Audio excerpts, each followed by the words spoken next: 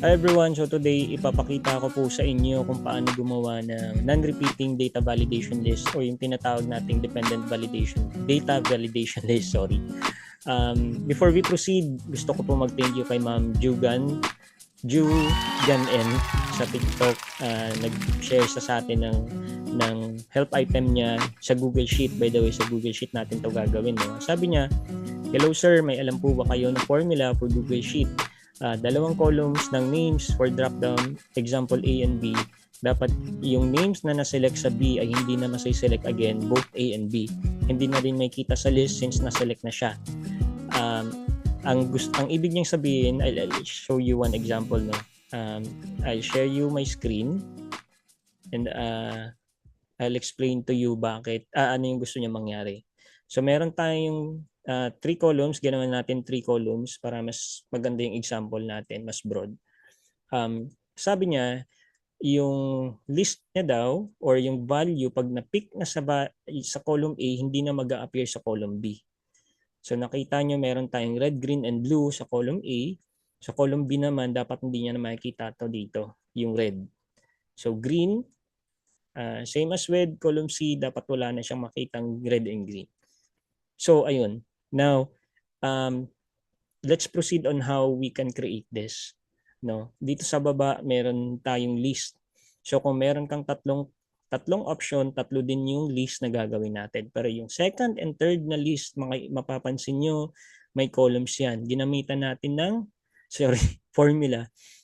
Ginamitan natin ng filter function na may kasamang is, NA, and match. Ayan, so I'll explain to you how. Gagawin natin siya sa separate na sheet. May ginawa na ako dito para mas mabilis, no? So, by the way, advice ko po, wag nating ilagay yung data, yung list natin dito sa same sheet na kung saan nandun yung data natin. Para lang to sa purpose lang natin na nilagay natin to is for this video lang, no? Para hindi na tayo palipat-lipat ng ibang sheet. So, best practices, dapat separate sheet siya.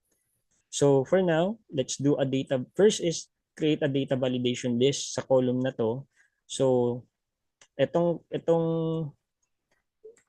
data validation list na to is magbe-base dito sa baba.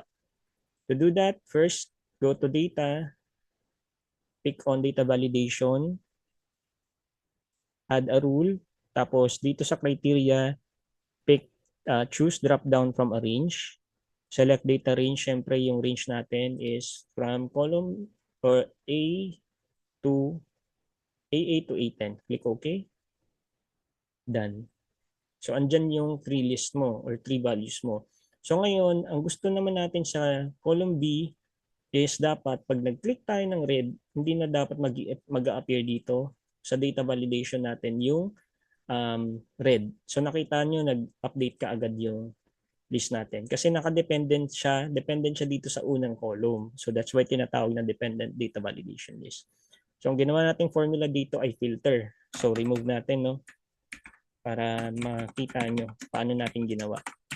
Ayan. So, equals filter, tab, para automatic na mag-expand siya. Range natin is itong A8 to A10. Click on F4, press F4, then, comma, condition is NA. Ibig sabihin, kapag NA or kapag error, i-match mo siya sa range na to. Make sure na nakalock lagi, comma, range is itong A2. No? And then, comma, 0. Tatlo para malock siya. So, explain natin ng mabilis. Sana ma-explain ko ng maayos. So, ang filter kasi, hindi siya tulad ng filter, or ito yung basic na filter na ginagamit natin. Kapag nag-filter tayo ng red, lalabas lahat ng red. No? So, in this case, ang sabi niya, i-filter mo yung mga wala, NA, ibig sabihin yung mga na-error, dito sa list na to. So, kapag lumabas yung red na to, ano yung mga wala? Yung mga wala dito is yung green and blue. Yun yung i-filter niya dito sa column na to. Okay? Gawin natin ulit. Filter range is ito. Dito ka maghahanap. Ang condition mo is if wala, i-match mo kung ano yung wala dito sa range na to. Search key, ito syempre, Diyan ka magsi-search kung ano yung wala dito sa range na to, sa A2. And comma, search type is 0. Ibig sabihin ng 0 is exact match. Tapos tatlong close. Okay. May mali tayo. Sorry. Guys, sorry, hindi scripted to ha. So that's why. Forgive me if may mali tayo minsan. Is an A match search key. Ito. Range natin A2. Exact match 2, 3. Ayun. So, same as dito gawin na rin natin filter. Range. Siyempre, yung range natin is yung column B. Kasi nga dependent siya sa mga previous columns mo. Yung range mo is ito na, lock, comma, condition is an A, tab, match. Sorry guys kung masyadong mabilis, but you can always go back to the video naman if you want. Search key, same pa rin ito dapat. Kasi dito na siya nakadependent. Lock mo, F4. Tapos range, syempre, itong B. Comma, exact match, which is 0. Tatlong close. Okay, ayan. So sa ngayon, hindi pa siya nag-filter kasi nga wala pa naman tayong choices dito. So ngayon, itong data validation list natin sa B is naka-base dito. Itong C naman is naka-base dito sa baba. Ngayon, gagawin natin ang data validation. Data validation, add rule ka. Siyempre, drop down from a range. Yung range mo is itong A8 to 10. Click OK. So may data validation list ka na. Gawin mo na rin sa C. Add rule ka. Drop down from a range. Siyempre, yung range natin is ito. Click OK. Done. Ngayon, test natin, no? Yun na yun, guys, no? Test natin. So, pick natin yung red. Ayan, automatic na mag-update yung filter function mo dito for both. Column B, green. Ayan, nawala, di ba? Galing, di ba? And blue. Ayan. So, nasolve natin yung problema ni Ma'am Dugan M. As simple as that. Follow nyo lang yung ginawa natin, guys. Ilalagay ko yung filter function na formula sa comments or message me if need nyo ng assistance pa, no?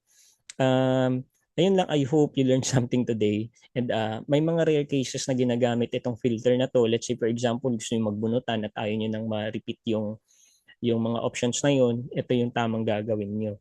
No? So, if you want to learn more tips and tricks sa Excel, sa G-Sheet, and other productivity tools, please make sure to follow me para updated kayo sa mga videos na i-upload ko or i-post ko. Paki-follow na rin po yung FB page ko. Ilalagay ko sa description or sa comments yung mga accounts ko, no? Ayun na po. So, if you need help sa mga projects nyo or kung may mga questions kayo sa mga functions or formulas, please do not hesitate to message me sa TikTok or sa FB. By the way, meron po tayong YouTube page o YouTube channel. Doon ako madalas mag-upload ng mga mahabang tutorials. So, follow me there. Yun lamang po. See you guys again soon. Bye-bye.